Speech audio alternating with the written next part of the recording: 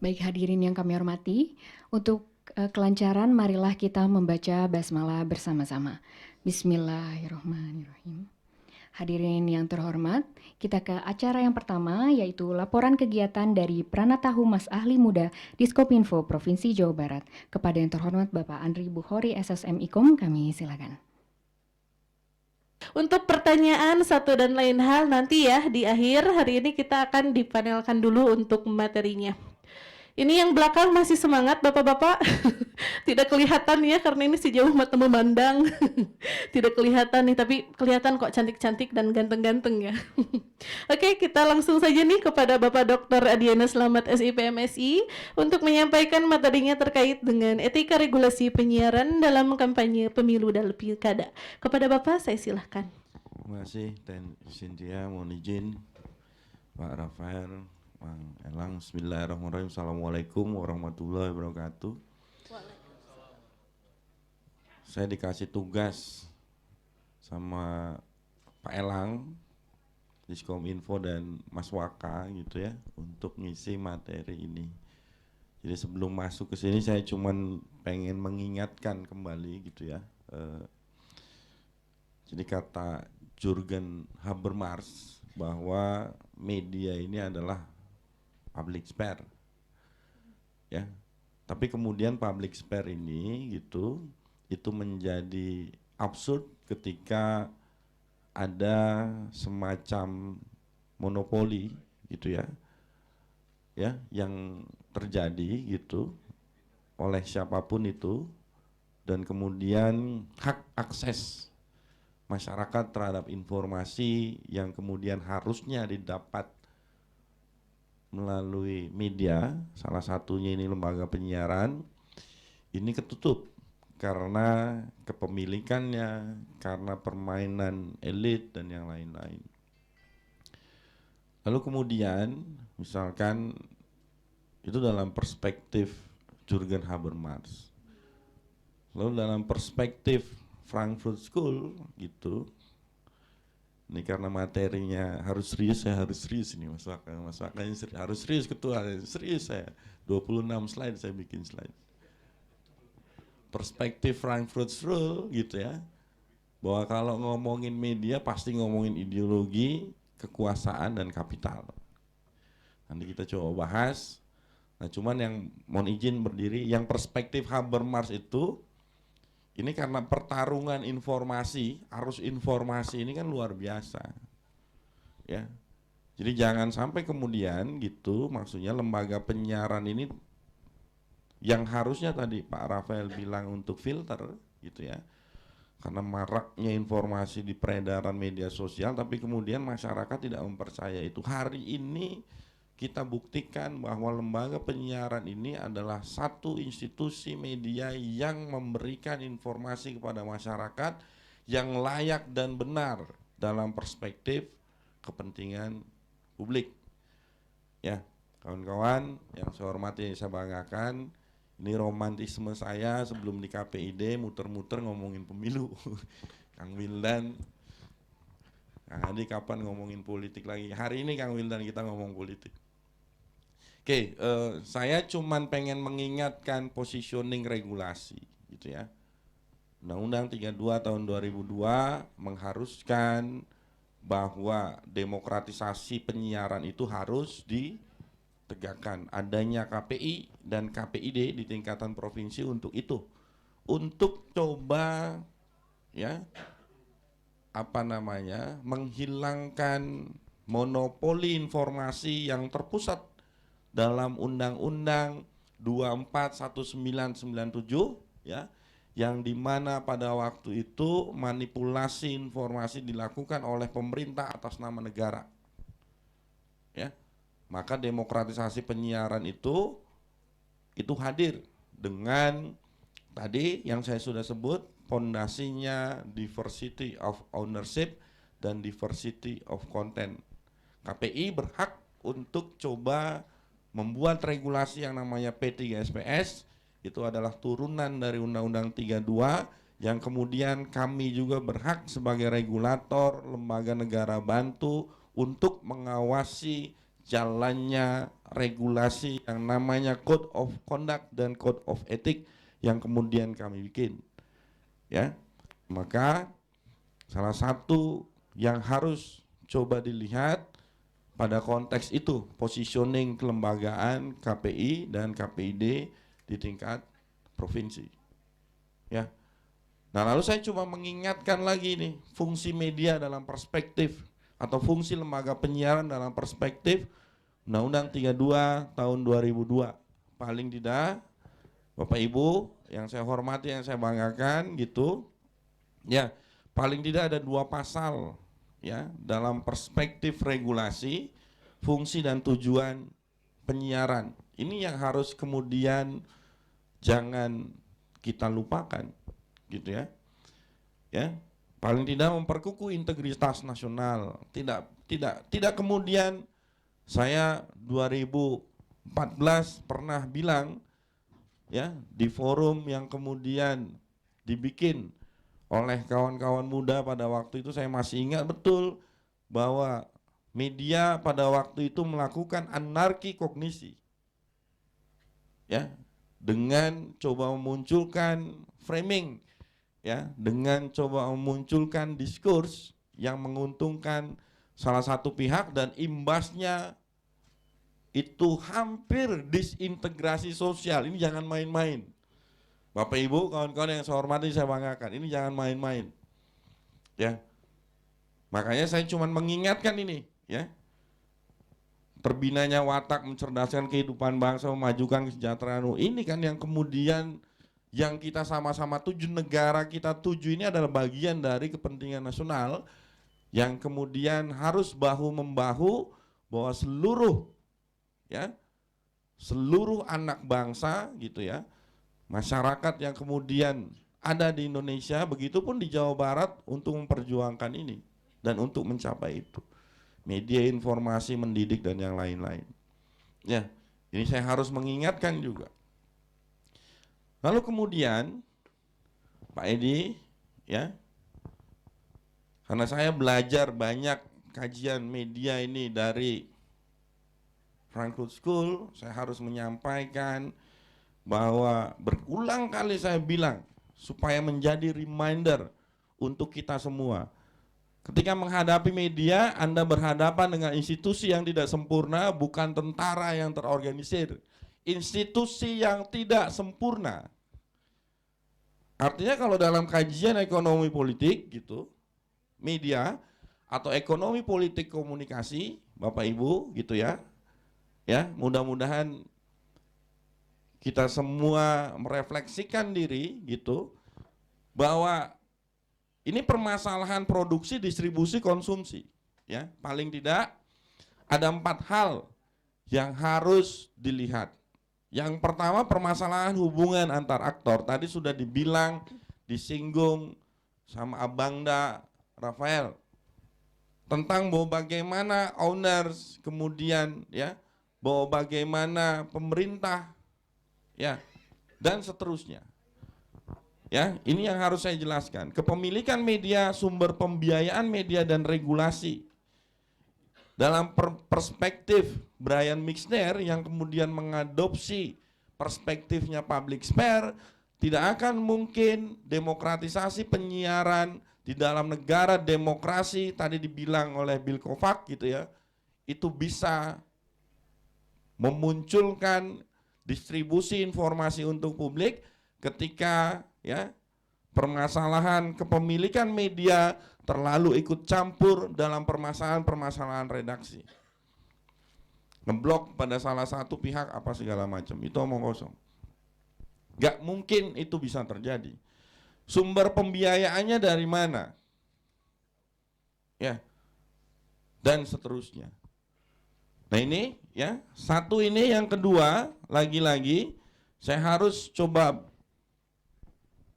mengingatkan kembali bahwa dalam aspek kajian ekonomi politik media gitu, ada 3 hal juga yang harus saya coba sampaikan. Yang pertama, permasalahan komodifikasi. Ya, komodifikasi ini Bapak Ibu gitu ya, dalam perspektif apapun mau dibolak-balik gimana pun, seluruh potensi yang ada di media itu bisa dijadikan komoditas. Human-nya. Ya. Dikapitalisasi. Ya. Kawan-kawan, Bapak Ibu, ya, dituntut misalkan untuk membuat satu konten, produk, apa segala macam. Waktunya untuk iklan, apa segala macam. Ya. Nah, ini yang kemudian mengkhawatirkan. Ketika pemilik media mempresur, ya, profesionalisme kawan-kawan lembaga penyiaran, selesai itu. Kan kayak gitu ya. Ketika pemilik media intervensi terhadap waktu, ya, selesai itu. Kan kayak gitu ya. Lalu yang kedua, permasalahan spesialisasi. Bapak Ibu, penyebaran informasi sampai ke pelosok informasi ini, itu yang kemudian menjadi tanggung jawab kita. Bahwa kita, sistem pers misalkan ya, di Indonesia katanya sistem pers. Pancasila ada yang bilang sistem pers, ya, social responsibility, yang kemudian kita harus mempertanggungjawabkan segala apapun yang berkaitan dengan program-program yang kita siarkan. Dan permasalahan spesialisasi ini tidak main-main. Ya, nanti saya akan suguhkan data hasil riset apa segala macam Bapak Ibu. Yang ketiga, ini bicara strukturasi. Bapak Ibu bisa memunculkan saya sebagai ketua KPID terbodoh se-Indonesia dengan program siaran Bapak Ibu. Kan kayak gitu ya. Mampu untuk memunculkan bahwa bagaimana pembangunan political image satu individu untuk ditarik kemanapun. Ya. Nah, cuman permasalahannya dalam disertasi saya bilang, ya, jangan sampai kemudian media ini menggeser gitu ya kapasitas individu hanya pada ruang kulit. Maka saya tulis tuh di disertasi saya.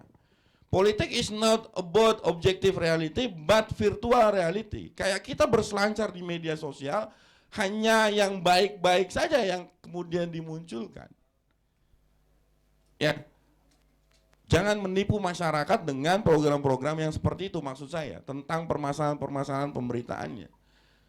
Ya, karena kita punya tanggung jawab, lagi-lagi moral dan tanggung jawab regulasi.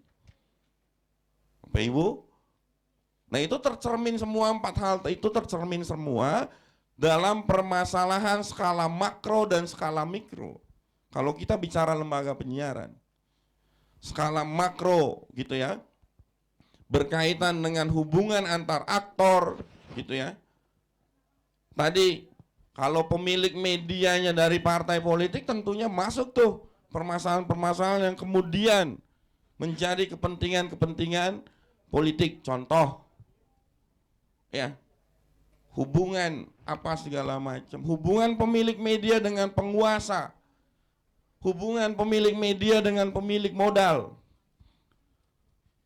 Skala mikro berkaitan dengan permasalahan-permasalahan kontennya. Ini yang harus dilihat utuh saya pikir.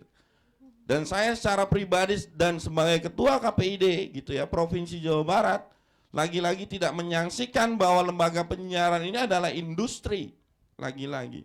Tapi kemudian industri yang harus mampu untuk coba melihat jati dirinya gitu ya, dalam perspektif regulasi.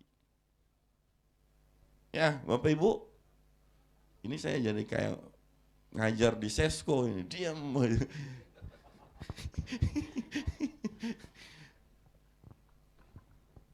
Kurang lebih seperti itu Bapak Ibu. Next, Pak Edi. Nah, ini saya kutip-kutip aja, ambil dari disertasi saya. Ya. Ada the political function of media. Bapak Ibu, ini yang kemudian harus kita lihat ya dalam buku The Politics and the Media in Britain yang kemudian dituliskan oleh Raymond Kuhn. Yang pertama, fungsi politik media itu sebagai penyedia informasi. Apapun yang kemudian dilontarkan oleh kontestan politik ya, saran saya ambillah prospektif policy choice-nya. Apa-apa yang kebijakan yang kemudian akan dilakukan ketika kontestan ini jadi, partai ini apa janjinya, itu yang diambil. Elit politik ini apa yang, kan itu. Pak Rafael misalkan pemilu 2024 ketika kampanye, perspektifnya diambil. Pak Rafael janji A, B, C, D, itu yang dimunculin. Nah sehingga perangnya itu adalah perang informasi yang kemudian menguatkan pemahaman masyarakat Jawa Barat tanpa mengadu domba. Kan gitu. Lalu yang kedua, media sebagai agenda setting. Nah ini saya berkali-kali bilang dalam perspektif idealnya bahwa media ini memberitakan yang dianggap penting oleh masyarakat. Tapi kemudian kadang posisinya dibalik. Masyarakat dipaksa menerima yang dianggap penting oleh media. Kan gitu ya. Realitasnya kan seperti itu Bapak Ibu. Kita jangan bisa menutup mata. Ya, saya berdiri di sini sebagai ketua KPID sekaligus sebagai akademisi. Jadi harus clear ini dibacanya. Ya. Yang ketiga, media sebagai watchdog tadi sudah disampaikan oleh Pak Rafael. Yang keempat, mobilisasi politik. Bapak Ibu, kawan-kawan yang saya hormati, saya banggakan gitu ya, bahwa institusi yang Bapak Ibu pimpin, bahwa institusi yang Bapak Ibu kerja di situ, ya, itu mampu untuk memobilisasi masyarakat gitu ya, dengan isu-isu tertentu. Ini saya cuma mengingatkan ini, mengingatkan regulasi, mengingatkan fungsi politik lembaga penyiaran ini clear. Ya. Ini langsung nih ya, bahwa fungsi mobilisasi itu biasanya dimanfaatkan oleh politisi maupun partai politik dalam menyampaikan pesan politik hingga kepada kaderisasi anggota untuk mengampanyekan suatu agenda politik tertentu. Terakhir, fungsi yang kelima, media mempunyai fungsi legitimasi rezim. Dalam perspektif hubungan internasional, rezim itu diartikan satu nilai yang kemudian dibikin oleh penguasa. Tidak semuanya jelek, satu nilai, baik itu regulasi, kebijakan, apa segala macam. Dan media mampu untuk melegitimasi itu, mendorong, kan gitu ya. Atau sebaliknya, bisa melakukan delegitimasi terhadap rezim. Ini saya cuma mengingatkan Bapak Ibu pada pagi hari ini. Next PD. Nah ini faktor penciptaan penyiaran yang sehat. Satu, regulasi, nanti kita bahas aturannya, etikanya di P3SPS apa segala macam. Produksi tadi sudah dibahas, komitmen lembaga penyiaran apa segala macam punya, kan kayak gitu ya, tanggung jawab, regulasi punya tanggung jawab moral apa segala macam. Lalu konsumsi, bahwa bagaimana masyarakat dicerdaskan atau tidak, bahwa bagaimana literasi media yang kemudian dilakukan, bahwa bagaimana effort yang kemudian ya dilakukan oleh masyarakat untuk mencari informasi, kemapanan berpikir apa segala macam. Next. PD. Nah, saya sih mengharapkan gitu ya, baik sebagai regulator gitu maupun sebagai rakyat masyarakat, bahwa lembaga penyiaran ini mampu untuk mendorong orientasi politik masyarakat Jawa Barat maupun masyarakat Indonesia dengan memberikan informasi politik yang kemudian akan membawa orientasi politik masyarakat itu mapan. Orientasi politik itu secara sederhana care atau tidaknya masyarakat terhadap permasalahan-permasalahan politik. Ya, Bapak Ibu, bulan November ini saya 3 kali diundang KPU. KPU Jawa Barat, KPU Majalengka, dan KPU Ciamis. Ya, partisipasi politik tinggi, 80% ke atas. Cuma pertanyaannya, apakah partisipasi politik itu diimbangi dengan orientasi politik yang kemudian baik. Ini arahannya nanti kualitas pemimpin yang nanti dipilih oleh masyarakat, Bapak Ibu. Ya. Paling tidak ada 3 komponen kognisi, didapatkan dari informasi yang Bapak Ibu suguhkan, masyarakatnya ya punya effort yang tinggi untuk mendapatkan atau mencari informasi, lalu orientasi afektif gitu ya, kecenderungan untuk memilih apa yang kemudian menjadi objek politik yang disukai oleh masyarakat, lalu orientasi evaluatif ya. Bahwa bagaimana masyarakat itu firm ketika mengimplementasikan kedaulatan rakyat dalam pemilu, dan peran institusi yang Bapak Ibu pimpin, yang ada di dalamnya Bapak Ibu, itu perannya sangat besar. 437 lembaga penyiaran itu adalah kekuatan yang bukan remeh-temeh, saya bilang, di Jawa Barat ini. Maka dalam semua aspek IPO, Lexosbud, Hankam, permasalahan penyiaran di Jawa Barat ini adalah miniatur penyiarannya Indonesia. Saya berani jamin dan berani katakan itu. Next, Pak Edi. Saya pernah meneliti gitu. Nah, ini judulnya masuk dalam proceeding internasional ya, terindeks Scopus, Bapak Ibu. Judulnya Millennial Generation in West Java Governor Election. Ya. Political Communication and Information Media. Apa hasilnya? Ya, 1, anak-anak muda mendapatkan informasi politik itu dari media sosial. Ini catatan penting saya pikir. Positioning lembaga penyiaran sebagai institusi yang diatur oleh negara, ya, firm gitu. Ini kemana? Saya cuma mengingatkan. Ya, ini kita bicara distribusi informasi. Ya. Dan ini saya meneliti di 6 perguruan tinggi negeri pada waktu itu. Next, Pak Edi. Ini riset yang kemudian dilakukan oleh Kata Data, gitu ya.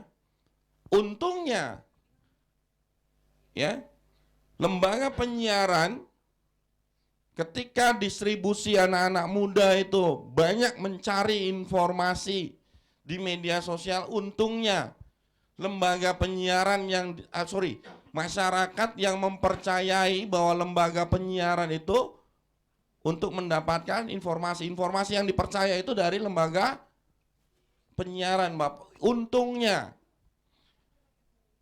Kenapa saya ngomong kayak gini? Jangan sampai kemudian masyarakat tidak mempercayai lembaga penyiaran karena faktor relasi antar aktor tadi.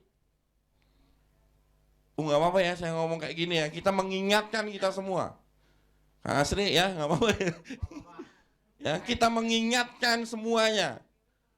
Ya. Nih, riset. Bukan kata KPID Provinsi Jawa Barat, ini kata Data dan Kominfo, Kementerian Kominfo. Next, Pak Edi. Ini riset yang digagas oleh kawan-kawan PRRS SNI dengan Universitas Islam Bandung. Ya. 2021. 2022. 2021. Nih. Radio juga masih banyak didengar, Bapak Ibu. Ya. Next, Pak Edi. Ini riset yang terbaru yang kemudian kami bekerja sama dengan Fikom Universitas Pajajaran. Ini respondennya, data responden. Teh Cynthia, mohon maaf ini agak lama. Waktunya Pak Rafael saya ambil 10 menit. Ini ya. Ini data responden dan hasilnya, next Pak Edi. Ya. Hasil penelitian program televisi lokal yang sering ditonton. Bapak Ibu, lihat ini.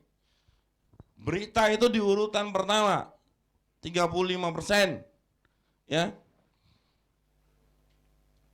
Saya tidak menyebutkan stasiun televisi yang banyak ditonton, nanti saya diprotes. Ada datanya sebenarnya. Ada datanya. Cuman saya tidak memunculkan itu. Ada datanya. Ini Bapak Ibu, Ya, ini data penelitian. Ya, dengan Fakultas Ilmu Komunikasi Universitas Pajajaran tahun 2022 kemarin.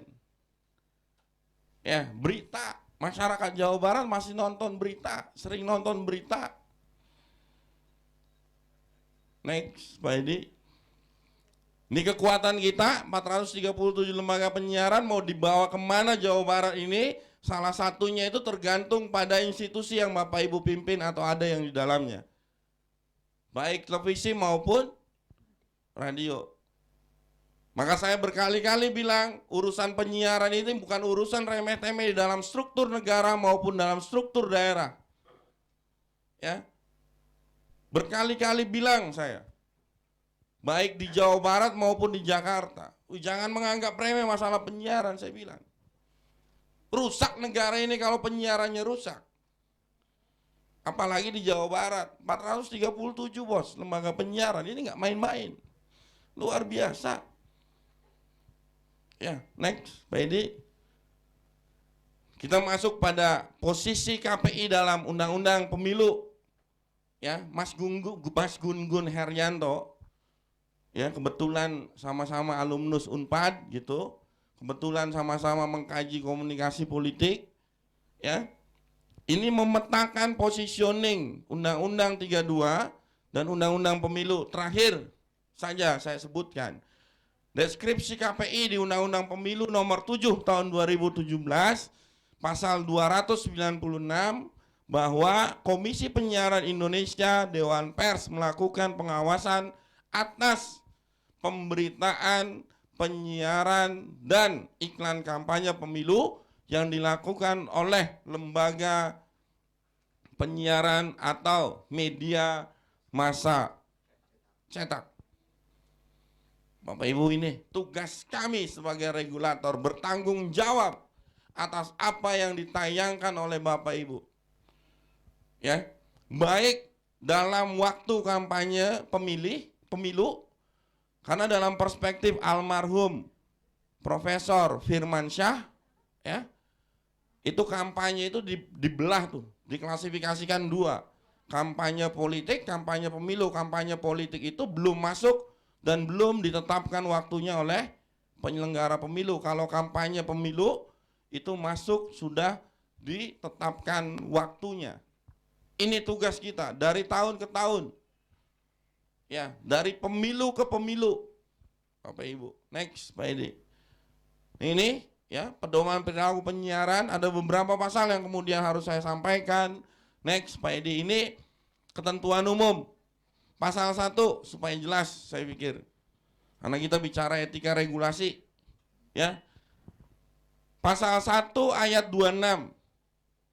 P3SPS. Program pemilihan umum dan pemilihan umum kepala daerah adalah program siaran yang mengandung kampanye, sosialisasi, dan pemberitaan tentang pemilihan umum Dewan Perwakilan Rakyat Pusat, DPRD, gitu ya, pemilihan presiden, wakil presiden, serta pemilihan umum kepala daerah. Saya pikir ini clear, ini jelas. Ya.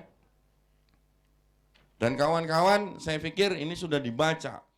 Next, Pak Edi. Ini masuk ke prinsip-prinsip jurnalistik. Ya, P3, pedoman perilaku penyiaran standar program penyiaran, pasal 22 ada 5 ayat.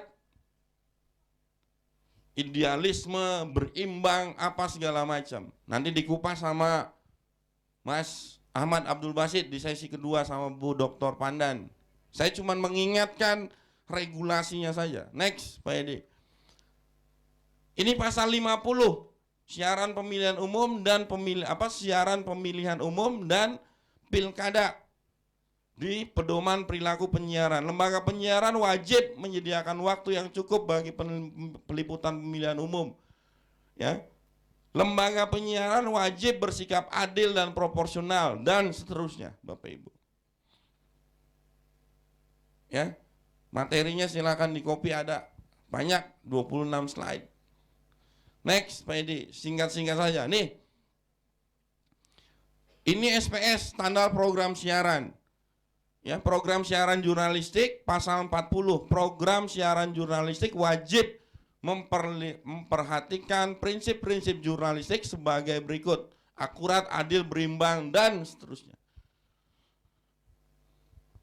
Saya mengingatkan pada pagi yang cerah ini gitu, ya, mumpung kesempatan membahas tentang pemilu, saya harus mengingatkan semua ya. Kita harus mengingatkan, sama-sama mengingatkan, ya. Next, Pak Edi. SPS pasal 60 ayat 5, program siaran iklan layanan masyarakat yang ditayangkan pada masa kampanye, pemilihan umum atau pilkada harus mengikuti peraturan perundang-perundangan yang berlaku. Undang-undang tadi, pemilu apa segala macam. Next, Pak Edi. Ini SPS pasal 71, siaran pemilihan umum dan pilkada. Ya. Ini tadi P3, ini SPS nih spesifikasinya. Ya. Program siaran wajib bersikap adil dan proporsional dan seterusnya. Clear, saya pikir. Karena lahirnya Undang-Undang 32 tahun 2002 ini adalah tuntutan publik masyarakat Indonesia yang menginginkan demokratisasi penyiaran. Tidak ada lagi monopoli yang dilakukan oleh siapapun atas nama apapun. Negara kita adalah negara demokrasi konstitusional yang berasaskan Pancasila. Tidak boleh. Ini harus digarisbawahi. Next, Pak Edi. Ini turunan, ada surat edaran Komisi Penyiaran Indonesia Pusat nomor 447 ya tahun 2020 tentang pemberitaan penyiaran iklan kampanye pemilu dan pemilu kada. Ya. Di lembaga penyiaran ini tahun 2020. Isinya itu menerjemahkan tadi, ya. Next, Pak Edi. Problematika klasik. Apa problematika klasiknya? Tidak ada pembeda antara iklan kampanye yang dibiayai negara dan mandiri, Pak Rafael. Ini harus disoroti. Bahaya ini. Ya, tidak ada aturan iklan kampanye dalam running text. Kita gagap. Bu, jangan sampai ketua KPI dia ngomong kayak gini, bikin iklan running text. Lumayan itu. Jangan kayak gitu, Bos. Gawat nanti. Ya. Tidak ada definisi beriklan ya di radio komunitas. Aturan kampanye yang sering berubah membuat pengawasan KPI dan TV dan radio menjadi gagap. PKPU ini berkaitan dengan PKPU, ya. Yang kelima, KPI selalu kesulitan saat membuat buku pedoman pengawasan pemilu, pilkada sebab pembuatan buku pedoman tersebut terus menunggu peraturan KPU. Ya, ini next, Pak Edi. Ini punten, ya. Ini fakta di Jawa Barat yang saya harus suguhkan. Jangan tersinggung yang masuk. Mohon maaf. Jangan tersinggung. 2019, ini rekap pelanggaran iklan pemilu 2019. Ya, Bapak Ibu yang ada di Jawa Barat. Next. Nah, ini tahapan pemilu, Bapak Ibu, tahapan pemilu, Pak Edi next. Ya. Next, Pak Edi. Nah, ini nanti dibaca aja, ya. Bahkan dari 14 Juni 2022 itu sudah masuk tahapan pemilu. Pencoblosan 14 Februari. Ya, kalau tidak ada tahap kedua, apa namanya? Putaran kedua. Ada putaran kedua next, Pak Edi. Nah, ini putaran kedua. Ya, pencoblosannya itu di 26 Juni. Terakhir, selain terakhir Pak Edi, saran saja. Ya. Intervensi waktu penayangan, peraturan KPU, kawan-kawan lembaga penyiaran yang proporsional, adil, apa dan yang lain-lain. Nih, nanti dibaca saja. Habis ya Pak Edi ya? Habis? Oke. Terima kasih kawan-kawan, mohon maaf. Saya harus menyampaikan ini semuanya di hadapan kawan-kawan, ya. Karena KPID Provinsi Jawa Barat sayang kepada lembaga penyiaran yang jumlahnya 437 itu supaya taat regulasi, tegak lurus untuk negara, bangsa dan rakyat Indonesia dan Jawa Barat. Terima kasih. Wassalamualaikum warahmatullahi wabarakatuh. Waalaikumsalam warahmatullahi wabarakatuh. Waduh, materi yang sangat menarik ya. Jika berbicara mengenai etika itu tidak akan bisa dengan waktu sebentar ya Pak ya. Bahkan kita bisa berhari-hari ini membahas. Tapi ini ada pertanyaan nih Pak. Kemarin kan disinggung nih yang hadir ke Green Forest. Sudah baca P3 SPS-nya? Itu kan buku putih ya Pak ya. Balik lagi buku putih. Bapak Ibu tetap harus menyandarkan segala bentuk kegiatan jurnalistiknya pada P3 SPS atau pedoman perilaku penyiaran dan standar program siaran.